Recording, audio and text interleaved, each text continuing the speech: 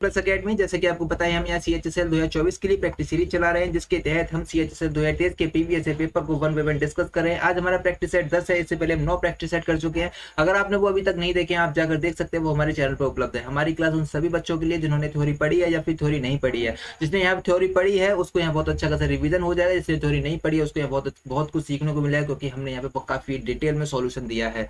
आइए स्टार्ट करते हैं। क्वेश्चन नंबर फर्स्ट, चोल साम्राज्य की स्थापना किसने की थी? ऑप्शन ए दंतिदुर्ग ने, ऑप्शन बी सिंह विष्णु ने, या फिर ऑप्शन सी नन्नुक ने, या फिर ऑप्शन डी विजयालय ने। तो चोल साम्राज्य की स्थापना की थी विजयालय ने। इसका सही जवाब हो जाएगा ऑप्शन डी विजयालय। ये मैं आपको प्रीवियस सेट में करा चुका हूँ चोल के बारे में कंप्लीट बात। आइए देख लेते हैं आज फिर से चोल से संबंधित कुछ बातें देखेंगे। चोल वंश की राजधानी थी तंजावुर और चोल वंश के संस्थापक थे विजयालय। और यहाँ से रिलेटेड एक क्वेश्चन एग्जाम में आता है कि चोल वंश का एक राजा था, राजा राज चोल, जिसने बृहदेश्वर मंदिर बनवाया था, जिसको राजराजेश्वर मंदिर भी कहते हैं। ठीक है, ये काफी अधिक इंपॉर्टेंट है, ये क्वेश्चन एग्जाम में आता है। ठीक है, अच्छा दंतेदुर्ग किसके संस्थापक थे? तो दंतेदुर्ग थे राष्ट्रकूट साम्राज्य के संस्थापक। तो सिंह विष्णु किसके संस्थापक थे? सिंह विष्णु थे पल्लव वंश के संस्थापक। और नन्नुक चंदेल वंश के संस्थापक थे। नन्नुक कहाँ के संस्थापक थे? चंदेल वंश के संस्थापक थे। याद रखेंगे सारी चीजें। आगे चलते हैं नेक्स्ट क्वेश्चन पर। अरविंद पारिक का संबंध निम्नलिखित में से किस वाद्य यंत्र से है? Option A shehnai, option B बांसुरी, ऑप्शन सी तबला, या फिर ऑप्शन डी सितार। अरविंद पारिक का संबंध किस वाद्य यंत्र से है? तो इसका सही जवाब हो जाएगा ऑप्शन डी सितार। सितार से है अरविंद पारिक का संबंध। आइए देखते हैं सितार वादक और कौन कौन है जो कि एग्जाम में आते हैं। रविशंकर, विलायत खान, उमाशंकर मिश्रा, निखिल बनर्जी, शाहिद परवेज खान, अरविंद पारिक और राजीव जनार्दन, ये सितार वादक हैं। शहनाई वादक, तबला वादक देखेंगे। तबला वादक है जाकिर हुसैन, किशन महाराज, गुदई महाराज, तन्मय घोष और विक्रम घोष, ये तबला वादक है। तो ये सारी चीजें आपको याद रखनी है। इसके अलावा बांसुरी वादक और शहनाई वादक को भी देख लेते हैं। ये है बांसुरी वादक हरिप्रसाद चौरसिया, पन्नालाल घोष, राजेंद्र प्रसन्ना और राजेंद्र कुलकर्णी, ये बांसुरी वादक है। शहनाई वादक देखेंगे बिस्मिल्लाह खान, अली अहमद हुसैन खान और बागेश्वरी कमर, ये शहनाई वादक हैं। आइए चलते हैं नेक्स्ट क्वेश्चन की तरफ। समुद्री जल में कौन सा खनिज लवण प्रमुख मात्रा में घुला होता है? Option A calcium chloride, option B calcium carbonate, option C sodium chloride, या फिर ऑप्शन डी कैल्शियम कार्बोनेट।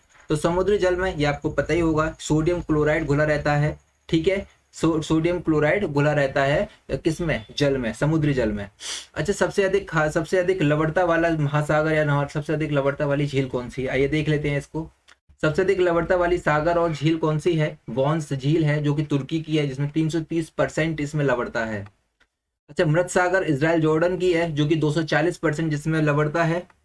और अरब सागर में 36% लवणता है, और बंगाल की खाड़ी में 30% लवणता है। तो याद रखेंगे इन सारी चीजों को। अच्छा, नेक्स्ट बात आ जाती है कि महासागरों की औसत लवणता कितनी होती है? तो महासागर की औसत लवणता होती है 35%। कितनी होती है? 35% होती है महासागरों की औसत लवणता। अच्छा, भारत में खारे पानी की झील कौन सी है? तो भारत में खारे पानी की झील है चिल्का झील, उड़ीसा की है। और मीठे पानी की झील है बुलर झील, जम्मू कश्मीर की। तो ये सारी चीजें आपको याद रखनी है, एग्जाम में क्वेश्चन बनते हैं यहाँ से। ठीक है, आइए चलते हैं नेक्स्ट क्वेश्चन की तरफ। एक्स और वाई के रेस्टोरेंट में प्रबंधकों के रूप में काम कर रहे हैं, यानी कि एक्स और वाई रेस्टोरेंट के प्रबंधक के रूप में काम कर रहे हैं, लेकिन उन्हें समान काम के लिए असमान वेतन मिलता है। तो राज्य के नीति निर्देशक सिद्धांतों का कौन सा अनुच्छेद समान काम के लिए समान वेतन का प्रावधान करता है? आर्टिकल 38, आर्टिकल 41, आर्टिकल 39, या फिर आर्टिकल 40। तो इनमें से कौन सा आर्टिकल है जो कि समान कार्य के लिए समान वेतन का प्रावधान बताता है? तो इसका सही जवाब है ऑप्शन सी 39, आर्टिकल 39। अच्छा, आर्टिकल 38 में क्या है फिर? ये सारे के सारे नीति निर्देशक तत्व हैं।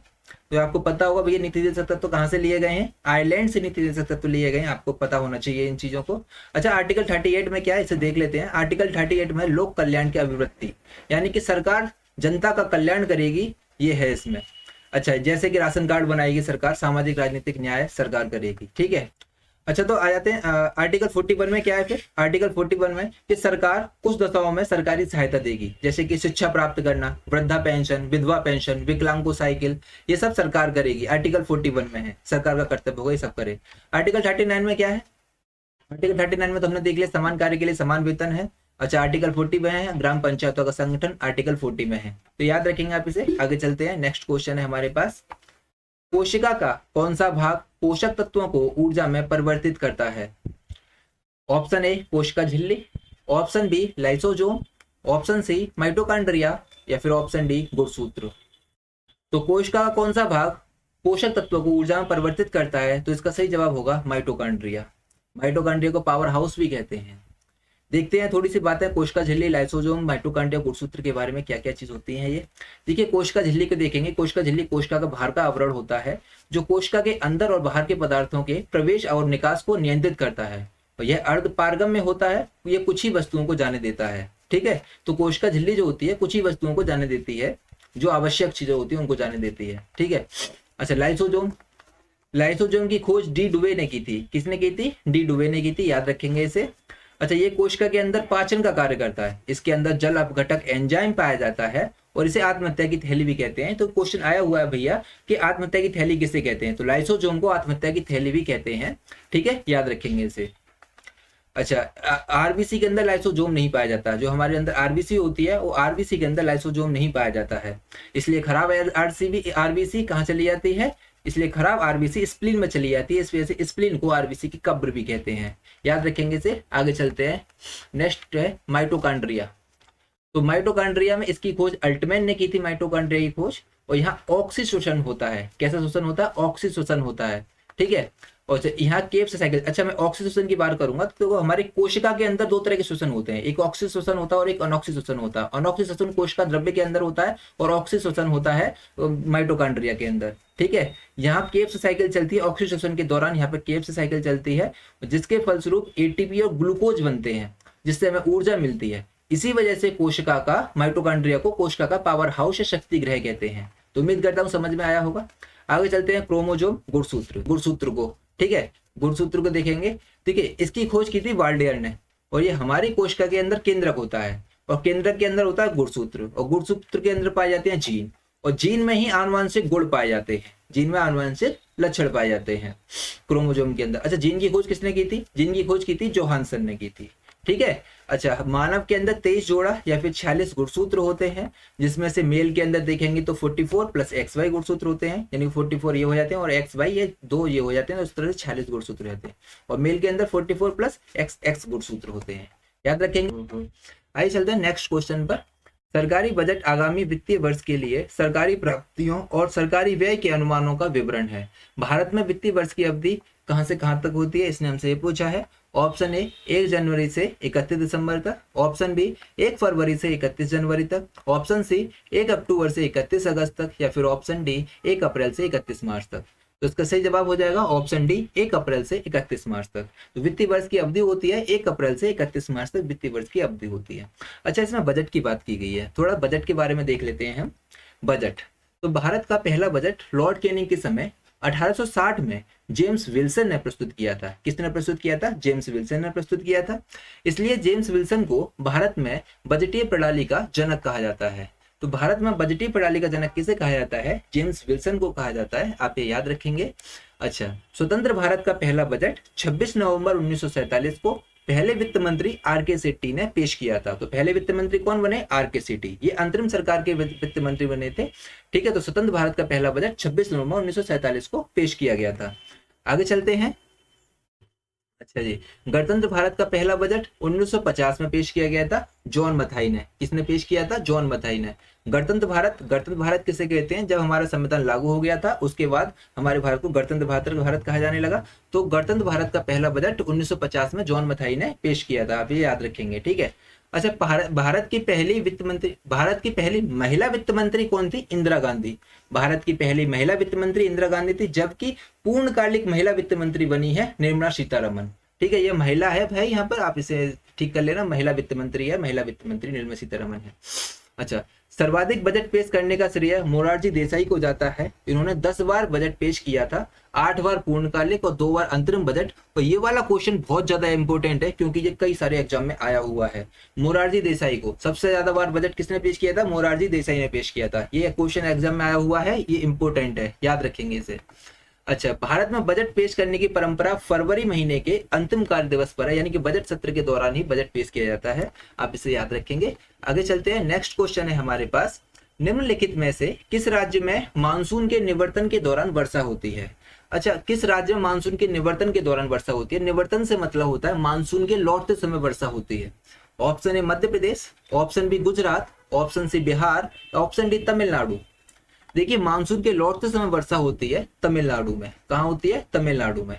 अच्छा, मानसून कब आता है हमारे भारत में और कब जाता है हमारे भारत से, और भारत में वर्षा किस किस मानसून के कारण होती है, ये सब जानकारी अभी हम लेते हैं। देखिए, भारत में मानसून दक्षिण पश्चिम दिशा से आता है, यानी कि अरब सागर की तरफ से भारत में मानसून आता है। ठीक है, और भारत में मानसून जून के पहले सप्ताह में प्रवेश करता है, और कहाँ पर सबसे पहले टकराता है? ये केरल के मालाबार तट से टकराता है। तो भारत में मानसून सबसे पहले कहाँ आता है? केरल में आता है, और लगभग जुलाई मध्य तक, यानी कि मध्य जुलाई तक पूरे भारत में फैल जाता है, और सबसे अंत में मानसून पहुंचता है पंजाब में। ठीक है, सबसे अंत में मानसून कहाँ पर कब कहाँ पर पहुंचता है? पंजाब में पहुंचता है। ठीक है भैया, याद रखेंगे इसे। अच्छा, सितंबर से मानसून लौटने लगता है, और लौटे हुए मानसून को उत्तर पूर्वी मानसून, लौटता मानसून, या फिर मानसून का निवर्तन कहते हैं। ये सारे नाम है इसे लौटते मानसून के। ठीक है, और लौटते मानसून के दौरान उड़ीसा और आंध्र प्रदेश में चक्रवात आते हैं, और आंध्र प्रदेश और तमिलनाडु में वर्षा होती है। कहाँ पे वर्षा होती है? आंध्र प्रदेश और तमिलनाडु में वर्षा होती है। सबसे ज्यादा वर्षा होती है तमिलनाडु में। तमिलनाडु में लौटते मानसून से सबसे ज्यादा वर्षा होती है, याद रखेंगे इसे। अच्छा, आगे की बात है। अब एक वर्षा होती है पश्चिम विक्षोभ से। पश्चिम विक्षोभ के कारण भी भारत में वर्षा होती है। तो ये ठंड के दिनों में भूमध्य सागर में उत्पन्न होता है, और जेट स्ट्रीम भारत की ओर इसे लाता है। तो ठीक है, तो ये पश्चिम विक्षोभ को कौन लेके आता है? जेट स्ट्रीम लेके आता है। तो जेट स्ट्रीम की वजह से भारत में वर्षा होती है ठंड के दिनों में। ठीक है, और इससे कहाँ कहाँ वर्षा होती है? पंजाब में, राजस्थान, उत्तर भारत में वर्षा होती है ठंडी के दिनों में। अच्छा, राजस्थान में इस वर्षा को मावट कहते हैं। क्या कहते हैं इसे? वर्षा को मावट कहते हैं। पश्चिम विक्षोभ से होने वाली वर्षा को राजस्थान में मावट कहते हैं, याद रखेंगे इसे। आगे चलते हैं। भारत में कुल वर्षा देखते हैं किस किस मानसून की वजह से होती है। देखिएगा, दक्षिण पश्चिम मानसून से लगभग 80% वर्षा होती है, यानी कि आते हुए मानसून से लगभग 80% वर्षा होती है, और जाते हुए मानसून से 17% वर्षा होती है, और पश्चिमी विक्षोभ से 3% वर्षा होती है। लगभग ऐसे करके वर्षा होती है। ठीक है, याद रखेंगे इसे। आगे चलते हैं। और हाँ, सबसे अधिक वर्षा का स्थान कहाँ पर है? मासिनराम है, जो कि मेघालय में सबसे अधिक वर्षा कहाँ होती है? मासिनराम में होती है। याद रखेंगे सारी चीजें। आगे चलते हैं। नेक्स्ट क्वेश्चन है हमारे पास, निम्नलिखित में से कौन सी भारत में राष्ट्रीय राजमार्गों की एक विशेषता नहीं है? राष्ट्रीय राजमार्ग की एक विशेषता नहीं, यानी कि नेशनल हाईवे की कौन सी एक विशेषता नहीं है? ऑप्शन ए, अंतर्राज्यीय परिवहन के लिए उपयोग किए जाते हैं ये। जी बिल्कुल किए जाते हैं अंतर्राज्यीय परिवहन के लिए यूज। बी, राज्यों की राजधानियां और प्रमुख नगरों को जोड़ते हैं। ये भी बिल्कुल सही भाई, राष्ट्रीय राजमार्ग इन सबको जोड़ते हैं। ऑप्शन सी, ऊंचाई वाले क्षेत्रों में सीमावर्ती सड़कों के निर्माण के लिए उपयोग किए जाते हैं। और ऑप्शन डी है, केंद्र सरकार के द्वारा अनुरक्षित होते हैं, यानी कि केंद्र सरकार के द्वारा ऐसे मेंटेन किया जाता है। तो ऑप्शन डी भी सही है। जरूरी नहीं है इसे ऊंचाई वाले क्षेत्रों में बनाया जाए, तो कहीं भी बनाया जा सकता है नेशनल हाईवे। तो इसका ऑप्शन सी गलत हो जाएगा, और इसने गलत ही हमसे पूछा है। इसने हमसे पूछा है कि राजमार्गों की कौन सी एक विशेषता नहीं है, तो इसलिए इसका सही जवाब हो जाएगा ऑप्शन सी। ठीक है, आगे चलते हैं। नेक्स्ट क्वेश्चन है हमारे पास, ओणम का एक राज्य त्योहार है। तो ओणम का कौन सा एक राज्य त्योहार है? ऑप्शन ए गुजरात, कहाँ का सॉरी ओणम कहाँ का राज्य त्योहार है? ऑप्शन ए गुजरात का, ऑप्शन बी कर्नाटक का, ऑप्शन बी गोवा केरल। तो ओणम है केरल का त्योहार। कहाँ का है? केरल का त्योहार। आइए देखते हैं केरल के और कौन कौन से त्योहार मनाए जाते हैं केरल में। केरल में मनाया जाता है विशु, ओणम, त्रिशूरपुरम, थय्यम, अरट्टू पोंगाला और अट्टकालू। ये कहाँ के हैं त्योहार? केरल के त्योहार है। और इसके अलावा वेल्लमकाली नौका दौड़ भी है केरल की। ठीक है, अच्छा गुजरात में कौन कौन से त्योहार मनाए जाते हैं इसे भी देख लेते हैं। और गुजरात में मनाए जाते हैं माधवपुरम मेला, भवनाथ मेला, बौथा मेला, रणोत्सव, शामलाजी मेला, पैराग्लाइडिंग, अंतर्राष्ट्रीय पतंग महोत्सव और तार नेतर मेला। ये हैं गुजरात के मेले और त्योहार। ठीक है, याद रखेंगे। अच्छा, कर्नाटक के देखेंगे। कर्नाटक में हम्पी महोत्सव, कंबाला जो कि भैंसा दौड़ है, करगा, कैलपौद और उगादी, ये कर्नाटक के हैं। कौन कौन से? हम्पी, कंबाला, करगा, कैलपौद, उगादी। ठीक है, याद रखेंगे। अच्छा, गोवा में कौन कौन से हैं? सेंट फ्रांसिस जेवियर पर्व, बोडरम, साओ जोआओ महोत्सव, अंगूर महोत्सव और शिगमो महोत्सव, फुगड़ी और कुनवी। ये गोवा के त्योहार हैं। कौन कौन से हैं? सेंट फ्रांसिस जेवियर पर्व, बोडरम, साओ जोआओ महोत्सव, अंगूर, शिगमो और फुगड़ी, कुनवी। तो ये कहाँ के त्योहार हैं? ये हैं गोवा के। ठीक है, याद रखेंगे। आगे चलते हैं। नेक्स्ट क्वेश्चन है हमारे पास, ग्लाइकोजन की एकलक इकाई क्या है? तो ग्लाइकोजन की एकलक इकाई क्या है? फ्रक्टोज है, ग्लूकोज है, या शर्करा है या ग्लैक्टोज है या फिर मन्नोज है, तो इसका सही जवाब हो जाएगा ऑप्शन बी शर्करा। मैंने आपको बताया था ग्लाइकोजन एक एक जटिल शर्करा होता है, मैंने आपको पिछली वीडियो में बताया, अगर आप मेरी सारी वीडियो को फॉलो कर रहे हैं तो ये सारी नॉलेज आपको होगी। ग्लाइकोजन एक जटिल शर्करा होता है। अच्छा, फ्रक्टोज के देख लेते हैं। फ्रक्टोज ये भी एक शर्करा है और ये एक प्राकृतिक रूप में पाए जाने वाला सबसे मीठा शर्करा होता है। ये फलों और शहद में पाया जाता है, तो सबसे मीठा शर्करा होता है फ्रक्टोज। सबसे मीठा शर्करा कौन सा होता है? फ्रक्टोज होता है। ठीक है जी। अच्छा, ग्लैक्टोज। ग्लैक्टोज साधारण चीनी होती है जो दूध और डेयरी के उत्पादों में पाई जाती है। ग्लैक्टोज किसके उत्पादन में पाई जाती है? दूध और डेयरी के उत्पादों में ग्लैक्टोज पाया जाता है। मन्नोज ये भी साधारण चीनी है जो पौधों में पाई जाती है। इसका उपयोग ग्लाइकोप्रोटीन और ग्लाइकोलिपिड्स के उत्पादन में किया जाता है। किसका यूज किया जाता है? मन्नोज का। तो मन्नोज का यूज किया जाता है ग्लाइकोप्रोटीन और ग्लाइकोलिपिड्स के उत्पादन में किया जाता है। ठीक है, याद रखेंगे। नेक्स्ट क्वेश्चन है हमारे पास, मानव विकास सूचकांक के संदर्भ में इनमें से कौन सा कथन गलत है? इसने हमसे गलत पूछा है मानव विकास सूचकांक के संदर्भ में। ऑप्शन ए, जन्म दर और मृत्यु दर मानव सूचकांक के महत्वपूर्ण घटक है। ऑप्शन बी, यह क्रय शक्ति क्षमता के आधार पर किसी देश के प्रति व्यक्ति जीडीपी का उपयोग करके आय के घटक को प्रदर्शित करता है। ऑप्शन सी, एचडीआई शिक्षा के स्तर को दर्शाता है। और या फिर ऑप्शन डी, जन्म के समय जीवन प्रत्याशा एचडीआई के घटकों में से एक है। देखिए, मानव विकास सूचकांक का इसमें से गलत पूछा है, ये जन्म और मृत्यु दर पर कार्य नहीं करता है। तो जन्म और मृत्यु दर इसके महत्वपूर्ण घटक नहीं है मानव विकास सूचकांक के। तो इसका सही जवाब हो जाएगा ऑप्शन ए। देखिए, मानव विकास सूचकांक एक मानव विकास की एक माप होती है और ये 3 आयामों को ध्यान में रखता है। ये किसको? स्वास्थ्य को ध्यान में रखता है, शिक्षा को ध्यान में रखता है और आय को ध्यान में रखता है। ठीक है, याद रखेंगे इसे। अच्छा, जन्म और मृत्यु दर इसका एक महत्वपूर्ण घटक नहीं होता मानव विकास सूचकांक का, एचडीआई का, इसे याद रखेंगे। आगे चलते हैं। नेक्स्ट क्वेश्चन है हमारे पास, राजा राम मोहन राय की पुस्तक गिफ्ट टू मोनोथिस्टस मूल रूप से किस भाषा में लिखी गई थी? तो राजा राम मोहन राय की पुस्तक किस में लिखी गई थी? अरबी, फारसी, बंगाली, संस्कृत। तो ये पुस्तक है फारसी भाषा की। किसकी पुस्तक है? फारसी भाषा की पुस्तक है।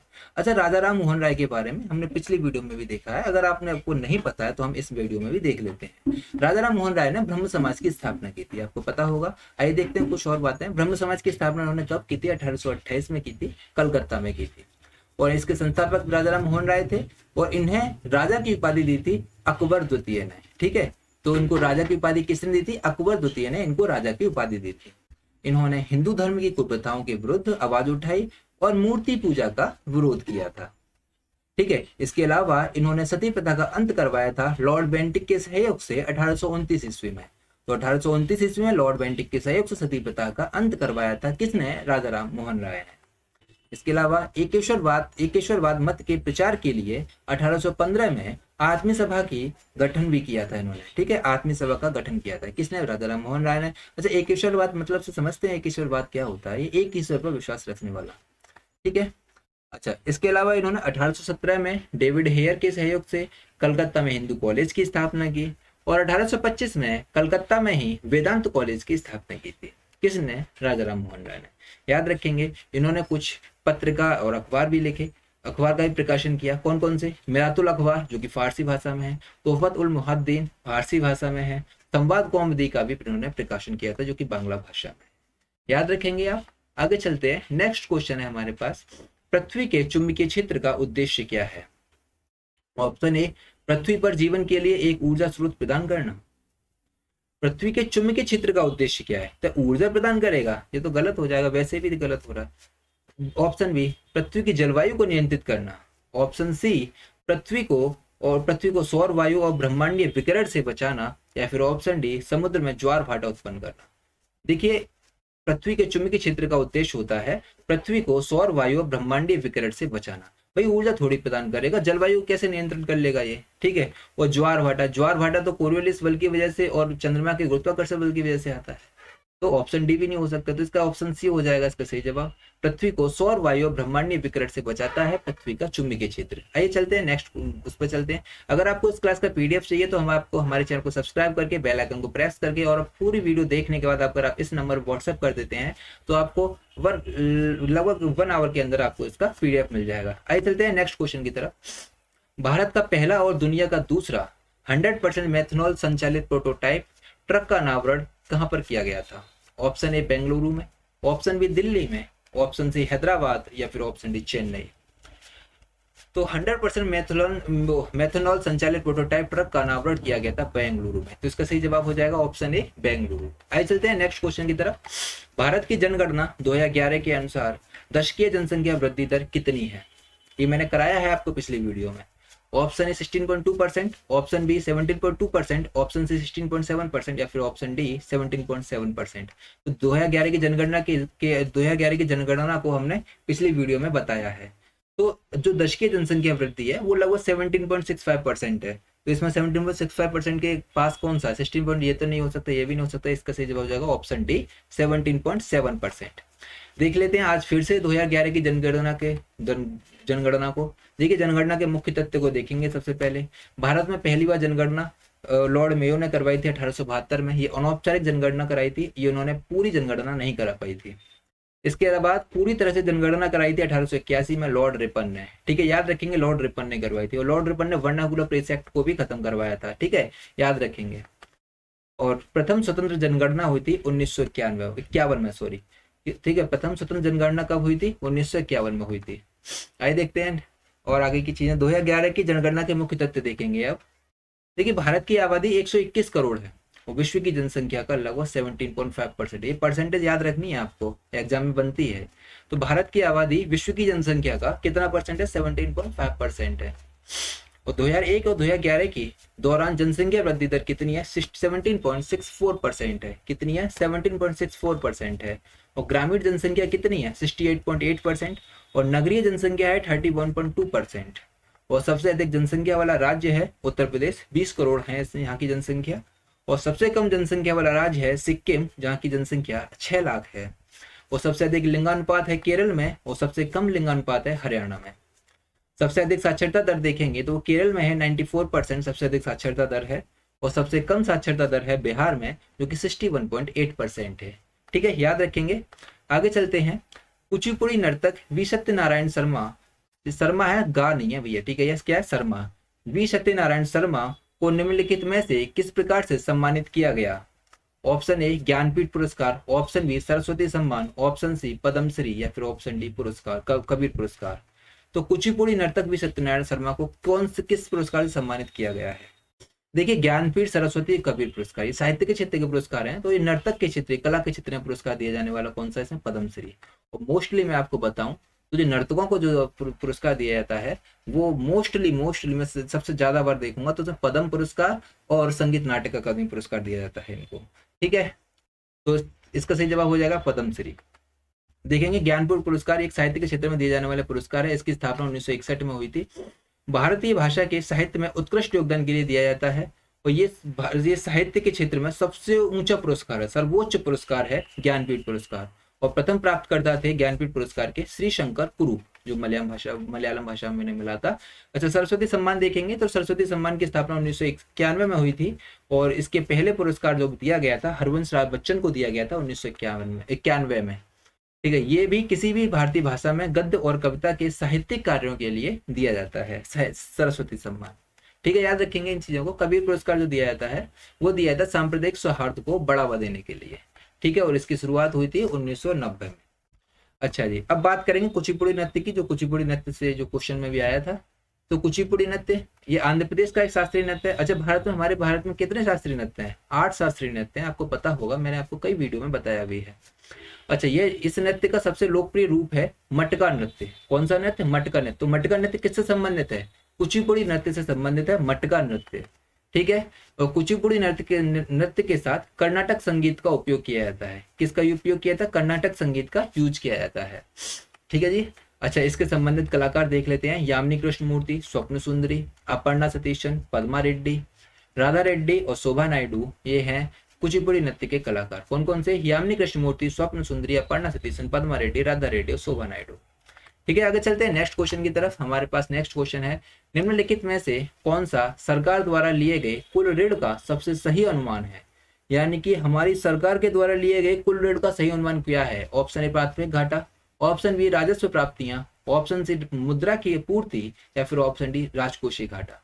देखिए, इसने कुल ऋण की बात की है तो कुल ऋण में प्राप्ति थोड़ी आएगी, मुद्रा की पूर्ति भी नहीं आएगी। तो ये बी और सी तो अपने आप में कट ही जाएंगे। ठीक है, अब रह गया कौन सा, ऑप्शन ए प्राथमिक घाटा और ऑप्शन डी राजकोषीय घाटा। जब इसने कुल ऋण की बात की है तो प्राथमिक घाटा हुआ है, राजकोषीय घाटा हुआ। देखो सरकार पर टोटल ऋण जो होता है वो राजकोषीय घाटा में आता है, तो इसका सही जवाब हो जाएगा ऑप्शन डी, फिस्कल डेफिसिट यानी कि राजकोषीय घाटा। अब आप सोच रहे होंगे राजकोषीय घाटा होता क्या है, ये प्राथमिक घाटा क्या होता है। देखिए अभी हम इसे जान लेते हैं। राजकोषीय घाटा को देखेंगे पहले। राजकोषीय घाटा तब होता है जब सरकार की आमदनी खर्चे से कम हो, यानी खर्चा ज्यादा हो और आमदनी कम हो। इसमें चालू खर्च और पूंजीगत खर्च दोनों होते हैं, लेकिन केवल प्राथमिक घाटा में केवल चालू खर्च होता है, ठीक है, उसमें पूंजीगत खर्च नहीं होता है। लेकिन राजकोषीय घाटा में चालू खर्च और पूंजीगत खर्च दोनों ही होते हैं राजकोषीय घाटा में। और जब अब आप सोच रहे होंगे भैया पूंजीगत खर्च क्या होता है। पूंजीगत खर्च वो होता है जिसमें सरकार भौतिक संपत्ति के निर्माण पर पैसा खर्च करती है। ये संपत्ति लंबे समय तक चलती है और सरकार को भविष्य में लाभ प्रदान करती है। अच्छा कौन कौन सी है, जैसे कि सड़क है, पुल है, रेलवे का निर्माण है, स्कूल है, अस्पताल है, सार्वजनिक भवन है, ये सब पूंजीगत खर्चा में आ जाता है। अच्छा तो चालू खर्चा में क्या आता है, चालू खर्चा में आता है जो दैनिक कार्यों को चलाने के लिए जो खर्च किया था वो चालू खर्च में आता है। फॉर एग्जांपल देख लेते हैं, जैसे कि वेतन हो गया, पेंशन का भुगतान हो गया, सब्सिडी देना हो गया, रक्षा खर्च हो गया, ये चालू खर्चे में आ जाता है। अच्छा अब आपको प्राथमिक घाटा कैसे कहते हैं, प्राथमिक घाटा तब होता है जब सरकार की आमदनी उसके जरूरी खर्च से मतलब चालू खर्च को पूरा करने के लिए काफी नहीं होती है, यानी कि जब उसकी आमदनी जरूरी खर्चों को पूरा करने के लिए भी काफी नहीं है तो उसे प्राथमिक घाटा कह देते हैं। इसमें ब्याज भुगतान को छोड़ दिया जाता है, ठीक है। तो ये होता है प्राथमिक घाटा और होता है राजकोषीय घाटा। उम्मीद करता हूँ समझ आया होगा। आगे चलते हैं नेक्स्ट क्वेश्चन की तरफ। 20 सूत्री कार्यक्रम किस वर्ष शुरू किया गया था, काफी अधिक इंपोर्टेंट क्वेश्चन है और ये कम से कम 4-5 बार क्वेश्चन एग्जाम में आया हुआ है। Option A 2006, option B 1975, option C 1986, option D 1982। तो 20 सूत्री कार्यक्रम किस बार शुरू किया गया था, 1975 में शुरू किया गया था। ऑप्शन बी इसका सही जवाब हो जाएगा। किसके शासनकाल में शुरू किया गया था, ये किया गया था इंदिरा गांधी के शासनकाल में शुरू। 1975 में इंदिरा गांधी सरकार में लॉन्च किया गया था इसे, ठीक है। इसका उद्देश्य था देश की सामाजिक आर्थिक जरूरतों को पूरा करना और लोगों की जीवन की स्थिति में सुधार करना, ये 20 सूत्री कार्यक्रम का उद्देश्य था। आगे चलते हैं नेक्स्ट क्वेश्चन की तरफ। ढींसा लोक नृत्य निम्नलिखित में से किस जनजाति द्वारा किया जाता है। ऑप्शन ए सोलन घाटी, ऑप्शन बी अराकू घाटी, ऑप्शन सी केटी घाटी या फिर ऑप्शन डी पार्वती घाटी। तो ढींसा लोक नृत्य किस जनजाति के द्वारा किया जाता है, तो वो है अराकू घाटी में रहने वाली जनजाति के द्वारा किया जाता है। तो इसका सही जवाब हो जाएगा ऑप्शन बी, ठीक है, याद रखेंगे इसे, ऑप्शन बी। देखिए आंध्र प्रदेश में कई सारे त्योहार, और ये अराकू घाटी कहाँ पर है, आंध्र प्रदेश में स्थित है। और ढींसा लोक नृत्य कहाँ का, आंध्र प्रदेश का है। तो आंध्र प्रदेश में कई सारे नृत्य मनाए जाते हैं। कौन कौन से हैं, गोबी, भामाकलापम, बोतालू, बाथाखम्मा, वीरनाट्यम, कुम्मी, सिद्धि माधुरी, घंटा मर्दाला, ये कुछ लोक नृत्य हैं आंध्र प्रदेश के, याद रखेंगे इसे। नेक्स्ट क्वेश्चन और आज का लास्ट क्वेश्चन है। अगर आपको हमारी वीडियो अच्छी लगी है तो हमारे चैनल को सब्सक्राइब, लाइक एंड शेयर जरूर करना, ठीक है। अच्छा, भारतीय संविधान की प्रस्तावना में निम्नलिखित में से किन महान आदर्शों का उल्लेख है। ऑप्शन ए विचार, अभिव्यक्ति, विश्वास, आस्था और उपासना की स्वतंत्रता, ठीक है। ऑप्शन बी देखेंगे अभिव्यक्ति, नागरिक, राजनीतिक उपासना और विश्वास की स्वतंत्रता। ऑप्शन सी अवसर, आर्थिक सामाजिक आस्था और अभिव्यक्ति की स्वतंत्रता। सामाजिक की बात करें इसमें तो ये तो नहीं होगा। अच्छा ऑप्शन डी विश्वास, राजकोषीय, व्यक्तिगत आस्था और उपासना की स्वतंत्रता। तो इसका सही जवाब हो जाएगा ऑप्शन ए विचार, अभिव्यक्ति, विश्वास, आस्था और उपासना की स्वतंत्रता, इसका सही जवाब हो जाएगा। तो आज के लिए बस इतना ही, मिलते हैं नेक्स्ट वीडियो पर, तब तक के लिए टेक केयर, बाय बाय। अगर आपको हमारा कंटेंट अच्छा लगा तो प्लीज हमारे चैनल को सब्सक्राइब जरूर करें।